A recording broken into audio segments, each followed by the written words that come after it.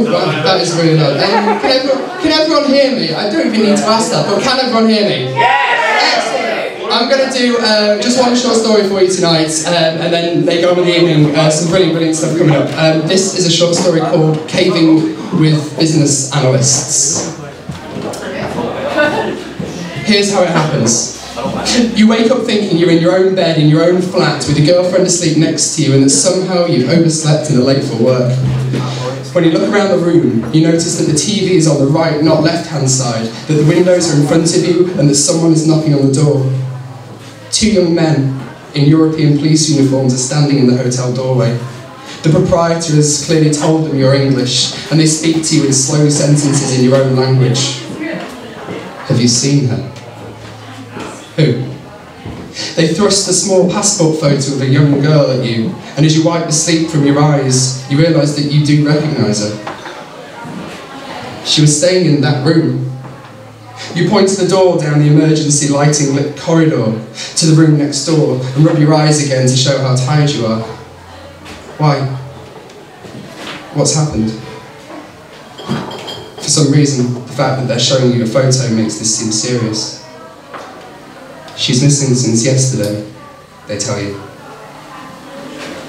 You're not sure how to respond to this, so you open the door wide and show them the bed covers.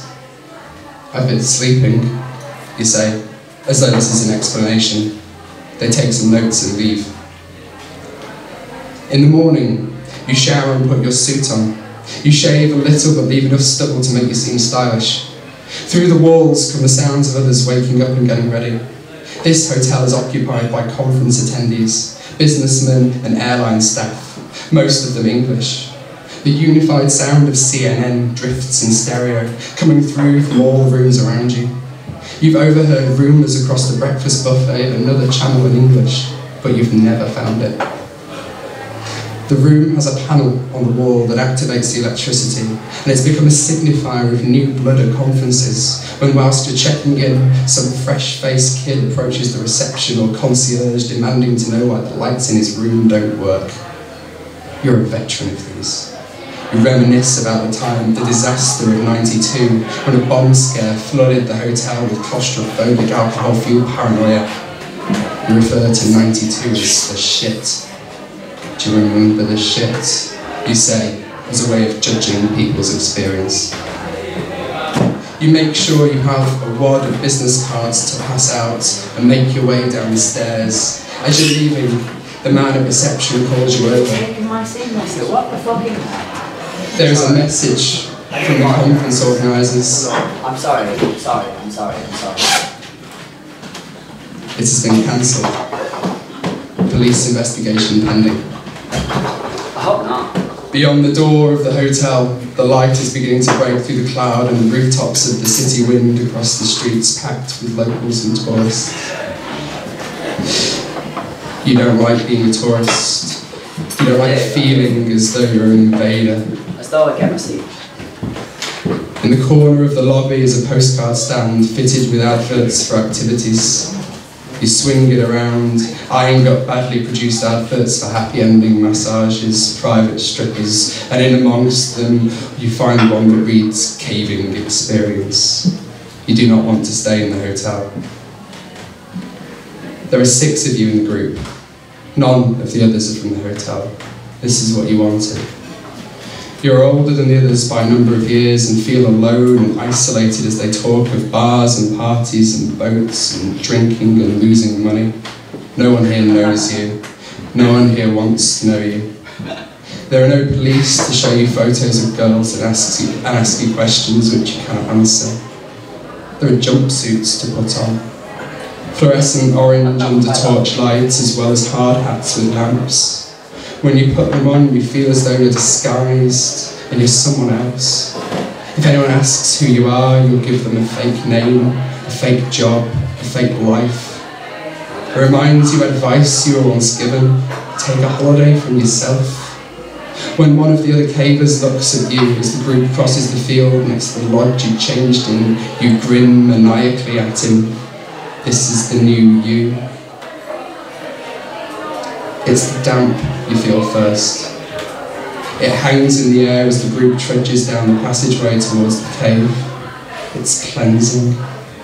Then the darkness envelops you. Some of the others switch their headlamps on and direct their attention to each other, excited. You remain back. You stay in the dark and fumble when you realise your jumpsuit has no pockets to put your hands in. The group leader stops at the edge of a railing at the end of the passageway. Laid against it is a rickety metal ladder, almost like an afterthought, leading down beyond the railing. The guide goes down first, talking as he lowers himself. His voice amplifies across the passageway and echoes around you more and more, and he nears the bottom. Slowly, the rest of the group begin climbing down the ladder. The rungs visibly shake with footsteps. As you approach the edge, you look down, and all you can see is the flickering torchlight, what seems like miles beneath you. The ladder is not secured, and rocks and rattles with each step. A part of you thinks as you climb down that you deserve this somehow, that if one of the rungs was to break and you were to fall and die amongst this group of kids, that this would be exactly what you had coming. Maybe this is what was always going to happen.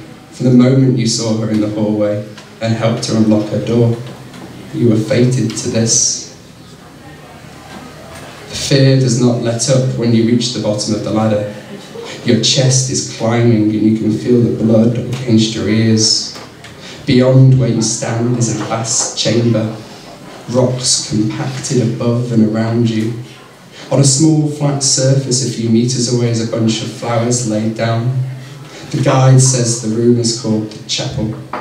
The roof is sloped upwards in the centre, and far above, where the ladder led you down, is a small shaft of light. Where the flowers lie, the light drops a spotlight down around it. Someone in the group asks if they call it the chapel for a particular reason, and the guide looks at them all serious for a second. Well, he says, there was this one time. And when the kid who asked the question looks frightened and backs away, he smiles. I'm kidding, he says, it's just a name. The first chamber gives way to a smaller ancillary room which they call the vestry. You climb up a rock, careful to hold onto a ledge above to avoid slipping on the moss which has grown at the time. In the corner of the room is a small gap between two boulders. The guide points towards it, shining his headlamp into the gap. This one we call the earthworm, he says. One by one, each of the group edge their way through the space whilst you watch from the back. You approach the edge and turn to slide through. And as you do so, you turn your lamp off and hang back. The others carry on ahead, their lamps dancing on the walls and ceilings in front of you. You squeeze through the passageway slowly, and as the light grows dimmer ahead of you, it reminds you of the night you met her, the way the hallway lights danced on and off as you walked her back to her door, the way the darkness of her room enveloped you, and her, before she inserted the key card into the meter on the wall. In the tunnel now, you close your eyes and it's like you are back there. You think about who you will be, if anyone were to ask. What would you call yourself? Where would you be from? You toy with different accents in your head, but decide you can't do one convincingly and give up. What would you do for a living? But no one has spoken to you so far, and you doubt anyone will bother. She never asked your name, and so why would anyone else? You emerge from the tunnel, and the rest of the group are all stood around waiting for you, their headlamps dotted across your face and jumpsuits. The guide points down another, wider passage, and the rest of the group heads down there. The guide waits for them and approaches you. You're okay. He places his hand on your shoulder. Is everything all right? You remember the bomb scare back in '92, the shit. However uncrowded outside in the cold with their complimentary glasses of wine, however unfretted about the building exploding, losing their laptops, mobile phones, reports, presentations, lives. You remember being sat on a grass verge, staring at the bomb squad heading through the doors, and wishing for just a second that the whole place would blow up. Now, as the guide places his hand on your shoulder, you look up at the roof of the cave and smile, imagining the whole place collapsing in on yourself. You can feel the rocks break you, shatter you, destroy you, and all the while you think to yourself, you are fated to this. Thank you.